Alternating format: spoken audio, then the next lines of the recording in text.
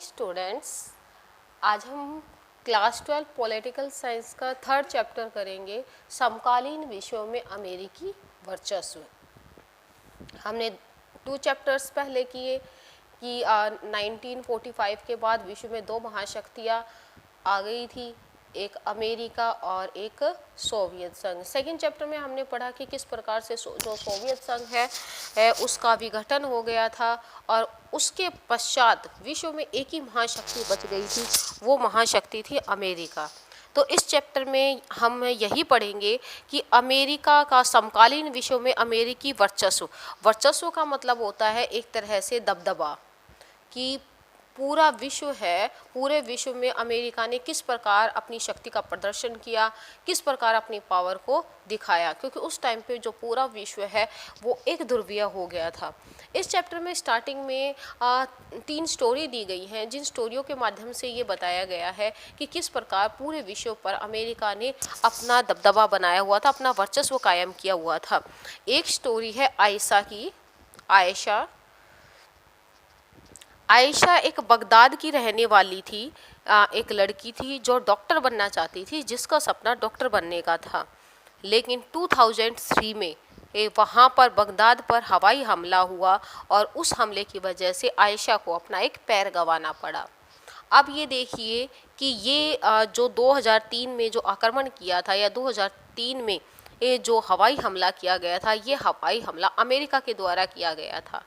तो जो अमेरिका की शक्ति को दिखाता है कि किस प्रकार अगर जो अमेरिका है वो इसके बगदाद के ऊपर बगदाद के ऊपर हवाई हमला नहीं करता या ऐसी कार्यवाही नहीं करता, अपनी शक्ति का प्रदर्शन नहीं करता, तो आयशा को अपने पैर से हाथ नहीं धोना पड़ता।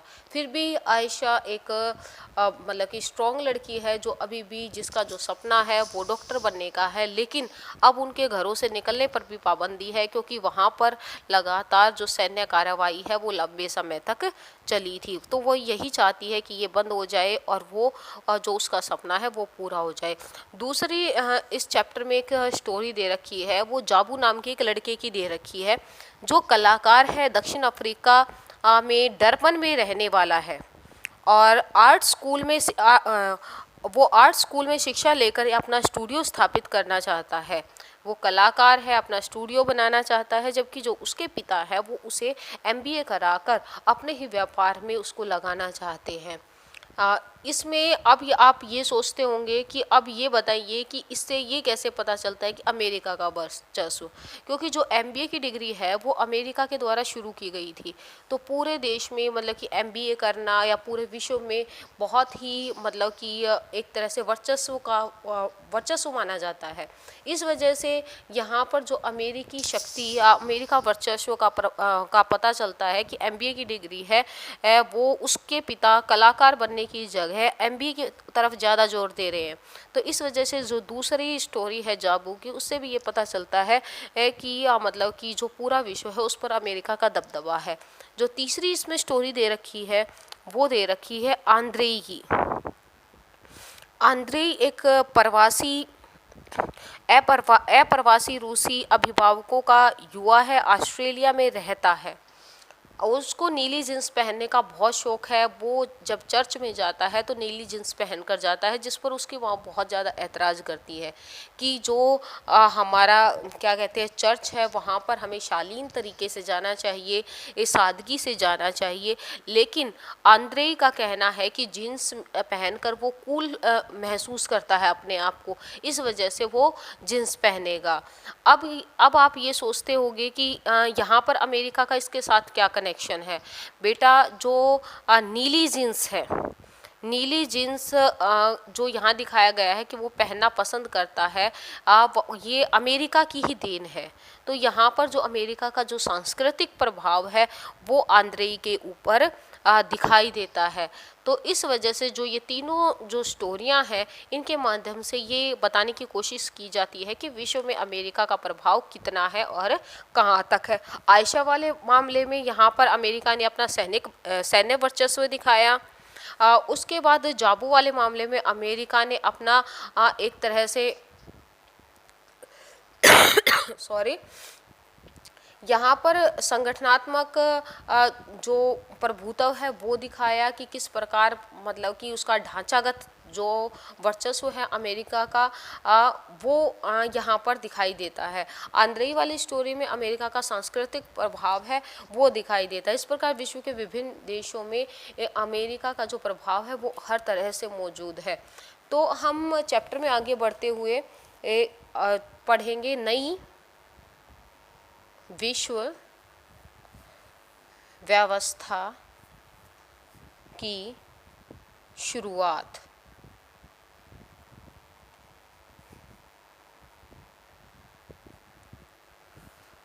जब अमेरिका और सोवियत संघ विश्व में दो महाशक्ति थे, उसके पश्चात सोवियत संघ का विघटन हो गया और सोवियत संघ के विघटन होने के बाद जो हमारा विश्व जो दो ध्रुवीय था, अब वो विश्व एक ध्रुवीय रह गया और विश्व पर एक ही महाशक्ति का वर्चस्व हो गया और वो तरह तरह से अपनी शक्ति का प्रदर्शन कर रहा, अपना प्रदर्शन विश्व में करता हुआ नजर आया। इसमें जो हमारी पहली घटना है वो आता है हमारा most important question for this chapter, प्रथम खाड़ी युद्ध। प्रथम खाड़ी युद्ध बेटा, प्रथम खाड़ी युद्ध बहुत ही इंपॉर्टेंट टॉपिक है इस चैप्टर का। प्रथम खाड़ी युद्ध क्या था बेटा? अगस्त 1990 में इराक द्वारा कुवैत पर आक्रमण किया गया था। 1990 में इराक द्वारा कुवैत पर आक्रमण किया गया और उसने कुवैत के बहुत सारे क्षेत्र को अपने अधिकार में ले लिया और इराक को समझाने की बहुत सारी राजनीतिक जो कोशिशें थी वो की गई। यूएनओ ने बहुत कोशिश की, अमेरिका ने कोशिश की कि वो मतलब कि इराक को समझा रही थी कि वो कुवैत पर से जो अपना सैन्य जो उसने कब्जा कर रखा है उस कब्जे को हटा ले। लेकिन जो इराक था वो मानने के लिए बिल्कुल भी तैयार नहीं था। यूएनओ ने कुवैत इस वजह से यूएनओ ने कुवैत पर स्वतंत्रता के लिए शक्ति प्रयोग की अनुमति दे दी। यूएनओ ने ये कह दिया कि अब कुवैत को आज़ाद कराने के लिए इराक के ऊपर जो सैन्य है हमला वो कर सकते हैं। इस वजह से उस टाइम तत्कालीन अमेरिकी राष्ट्रपति जॉर्ज बुश ने इसे नई विश्व व्यवस्था का नाम दिया।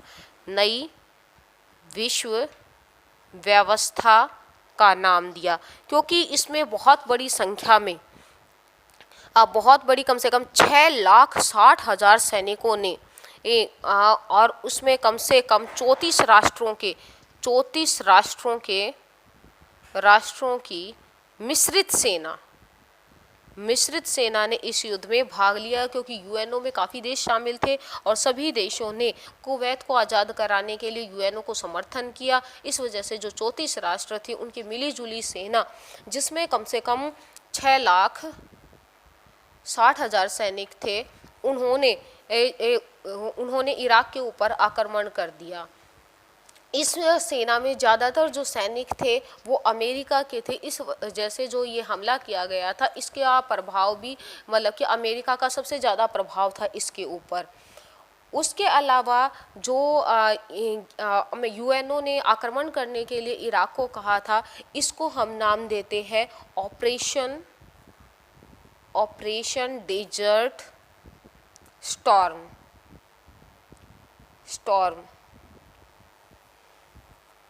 इस जो ये युद्ध था इसका जो नेतृत्व था वो अमेरिकी राष्ट्रपति जनरल नॉर्मन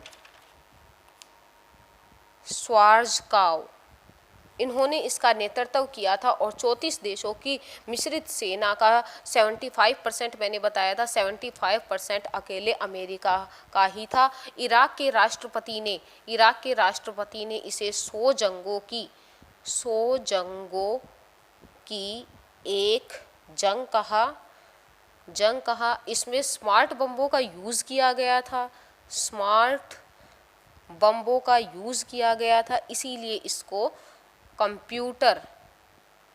कंप्यूटर युद्ध कहा गया और इसका दूरदर्शन पर प्रसारण हुआ था, लाइव दूरदर्शन पर प्रसारण हुआ था। इस वजह से इसे वीडियो गेम वॉर के नाम से भी जाना जाता है। और ये उस टाइम का अमेरिका का अपनी शक्ति प्रदर्शन करने का सबसे बड़ा युद्ध था। इस युद्ध में अमेरिका को लाभ हुआ क्योंकि इस युद्ध में इराक हार गया और हारने के बाद जितनी भी उनकी जान माल की हानि हुई, ये उस सब का जो भुगतान है वो इराक के द्वारा किया गया और उससे कहीं अधिक जर्मनी, सऊदी अरब और जापान के देशों को भी मतलब कि इसके ऊपर इसका प्रभाव पड़ा। उसके अलावा दोबारा हम ये टॉपिक एक बार मैं बता देती हूँ। प्रथम खाड़ी युद्ध है, इसको हम प्रथम खाड़ी युद्ध के नाम से भी जानते हैं। इसको हम हमारा आ जाता ऑपरेशन डेजर्ट स्टॉर्म, तो तब भी हमारा यही क्वेश्चन होगा। 100 जंगों की एक जंग आ जाए तब भी हमारा यही होगा। कंप्यूटर युद्ध या वीडियो गेम वार आ जाए तब भी हमारा यही क्वेश्चन होगा। तो हमारा जो प्रथम खाड़ी युद्ध था वो इराक ने कुवैत के ऊपर हमला कर दिया था 1991 में। उसको समझाने की काफ़ी कोशिश की गई लेकिन वो नहीं माना। तब यूएनओ ने आक्रमण करने के लिए उनको बोला तो 34 राष्ट्रों की मिलीजुली सेना ने इराक के ऊपर आक्रमण किया, जिसमें 75% जो सैनिक थे वो अमेरिका के थे। और इसको इराक के राष्ट्रपति ने 100 जंगों की एक जंग कहा। इसमें स्मार्ट बम्बों का यूज हुआ, इसलिए इसको कंप्यूटर युद्ध के नाम से भी जाना जाता है और दूरदर्शन पर इसका लाइव टेलीकास्ट किया गया था। इस वजह से इसको वीडियो गेम वार के नाम से भी जाना जाता है। आज का हमारा जो टॉपिक है वो यहीं कंप्लीट होता है। Okay, thank you students.